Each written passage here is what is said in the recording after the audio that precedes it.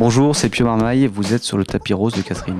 La venue d'un bébé, c'est maintenant aussi une histoire d'homme. C'est du moins ce qu'on va discuter avec le réalisateur Rémi Besançon et l'acteur Pio Marmaille pour la sortie du film Un heureux événement. Bienvenue sur le tapis rose de Catherine. J'ai envie d'un enfant de toi. Fais-le-moi. Ni vous, ni l'actrice Louise Bourgoin, ni l'acteur Pio Marmaille avaient des enfants. Et c'était voulu de travailler de cette façon avec des gens qui n'en avaient pas. Pourquoi? Moi, qui n'ai pas encore d'enfant, faire ce film, c'était une sorte de fantasme, parce que le cinéma, c'est du fantasme. Et puis, par rapport à mes comédiens, je voulais pas qu'ils aient de référence, je voulais qu'ils vivent les choses pour la première fois. Arrêtez de vous crisper comme ça que j'examine votre col. Ah, je me crispe, j'ai mal. Vous m'avez donné un volet de trop. C'est pour vos pieds, monsieur. Il voulait pas qu'on soit pollué par un vécu qu'on avait déjà eu. Il voulait qu'on soit capable de se projeter dans quelque chose de nouveau. Et je comprends tout à fait son parti pris. Mais du coup, effectivement, il y avait un moment d'adaptation, ce qui est normal, quoi. Je vais pas y arriver. Je voulais pas que l'actrice qui allait interpréter Barbara puisse me dire, mais moi, avec ma fille, ça s'est passé comme ça, je la tenais comme ça et tout ça. Non, je voulais qu'elle vive comme son personnage des choses pour la première fois.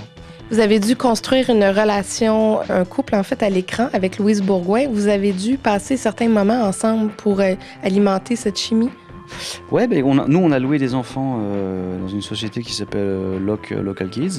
Donc on louait des enfants de copains, on leur filait des billets, puis on s'occupait d'enfants la journée pendant un mois. C'était marrant parce qu'ils racontent tous les deux, ils m'ont bien fait rire parce qu'ils me disaient on n'avait qu'une seule trouille, c'est qu'on se fasse photographier par les paparazzis. C'était assez drôle, du coup on s'est dit qu'on pouvait peut-être... Non mais c'était assez... Oui, on a fait ça, on s'est occupé d'enfants. Louise a assisté à des accouchements en direct pour essayer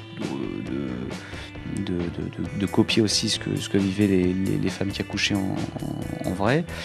Et on a pris le temps de se rencontrer pour essayer d'avoir un peu de background et avoir un peu de crédibilité à l'écran. Parce que la condition sine qua non pour qu'on croie à cet enfant et à ce qui se passe, c'est le couple en lui-même. Ça a été une logistique assez incroyable de tournage parce que vous avez travaillé avec un couple de jumelles, 7 autres petits bébés. Vous avez dû vous adapter à leurs horaires. On a tout fait, en fait, tout était sur ce film, tout était en fonction du bébé, en fait, enfin des bébés, parce qu'il y avait plusieurs bébés. Et donc on a mis tout en place pour que le bébé soit le mieux traité possible, en fait. Donc on avait une nurserie sur le plateau tout le temps, on avait des nounous, des sages-femmes, les mamans, etc. Et puis on avait un plan de travail qui était en fonction de la journée du bébé, c'est-à-dire qu'on pouvait très bien s'arrêter de tourner pendant 2 heures parce que le bébé faisait sa sieste, ou alors en attendant que le bébé prenne son biberon, on avait une équipe comme ça qui était voilà, on se mettait vraiment au service du bébé.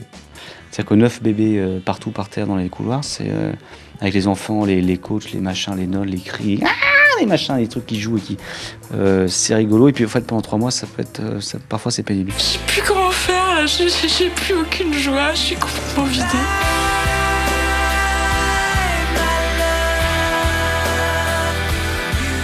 Vous croyez pas que vous devriez prendre un peu de temps pour vous?